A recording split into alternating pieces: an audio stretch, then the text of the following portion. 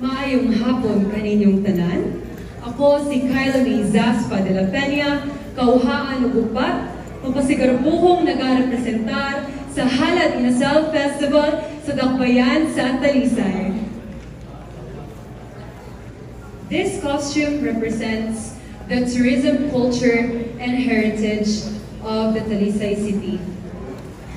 The costume also that I'm wearing is inspired by the patron saint of the city of Talisay, which is Saint Teresa de Avila, and it's colored black, gold, and white. And also, as you can see here, are 7 images that are hand painting used by oil pastel and charcoal. So I'll just take one turn for you to see.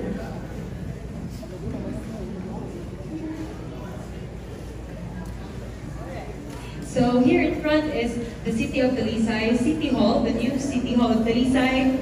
Here is the oldest church, not only the province of Cebu, but also one of the oldest church in the Philippines. Here is also the Heroes Monument, which is also now turned into a college school. Here is the American landing during the liberation of the Japanese occupation. And in the back is also Isay, which is also the sleeping dinosaur. Okay, I'll just take a turn. The sleeping dinosaur, also called as the view deck.